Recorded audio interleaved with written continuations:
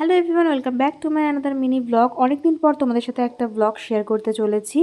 খুব একটা ইন্টারেস্টিং কিছু না হলে এখন আর খুব একটা ব্লগ শেয়ার করা হয় না। তো সামনেই আমরা একটা জায়গায় ঘুরতে যাব, তো সেই জন্য কয়েকটা জিনিস কেনাকাটার রয়েছে। এখানে আমি রেডি হয়ে গেছি, কারণ জিমে যাব। তো যাওয়ার পথেই অনেক কটা জিনিস কেনার আছে, সেগুলো কিনে তারপর যাব। তো বাড়ির থেকে রেডি হয়ে বেরিয়ে গেছি। আর আজকে আমি একদম পিঠের ব্যাকপ্যাক কোনো ক্যারি করিনি, একটা সাইড ব্যাগ ক্যারি করেছি, কারণ অনেক কটা জিনিস কেনার আছে সেই কারণে। তো সবার ফার্স্টে গিয়েছিলাম হচ্ছে তোমার একটা স্ল্যাক্স কিনতে, সেইটা কেনা হয়ে গেছিলো, ওটা আর শ্যুট করা হয়নি। তারপর এই কয়েকটা জিনিস কেনার ছিল, একটা হেয়ার সিরাম কেনার ছিল, একটা ট্যান রিমুভাল প্যাক কেনার ছিল, সেটা কিনে নিয়েছি। তারপর গেছি হচ্ছে ভি-মার্টে। ভি-মার্টে অ্যাকচুয়ালি গেছিলাম হচ্ছে আমি শর্টস কিনতে, বাট খুব একটা আমার শর্টস পছন্দ হয়নি ওইখানে গিয়ে।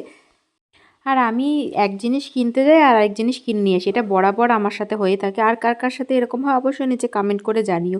তো এখানে মোটামুটি কালেকশানগুলো খুব ভালো ছিল আর কি, জিন্স টিন্স সব কিছু। কিন্তু শর্টসের কালেকশান আমার খুব একটা ভালো লাগেনি।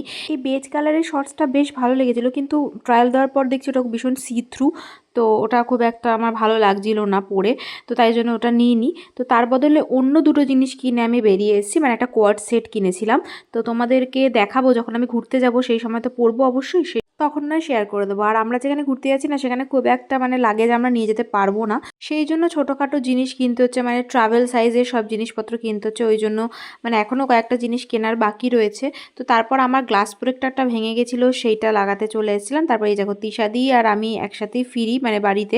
তো ফেরার পথে দেখি ট্রেনে মানে কাটোয়া লোকালে এই বাজারগুলো খুব বিক্রি হয় রাতের দিকে। তো আমি কয়েকটা জিনিস নিয়ে নিয়েছিলাম, বেশ সস্তায় আর ভালো পাওয়া যাচ্ছিলো, সেই কারণে বাড়িতে এসে খেয়েছিলাম হচ্ছে ফ্রাইড রাইস চিলি চিকেন, যেটা মা বানিয়েছিল। ওই হয়ে এত সুন্দর ছিল রান্নাটা, মানে আমরা এখন মনে পড়লে আবার বেশি খিদে পাচ্ছে। এরপরে কিন্তু প্রচুর ভালো ভালো ট্রাভেলের ব্লগ আসতে চলেছে, তোমরা কিন্তু অবশ্যই দেখতে ভুলো না। আর এই ব্লগটা কীরকম লাগলো অবশ্যই জানিও, যদি ভালো লেগে থাকে তাহলে ফলো করে একটা পাশে থেকো। দেখা হচ্ছে নেক্সট ভিডিওতে। সবাই খুব ভালো থেকো, সুস্থ থেকো, টাটা।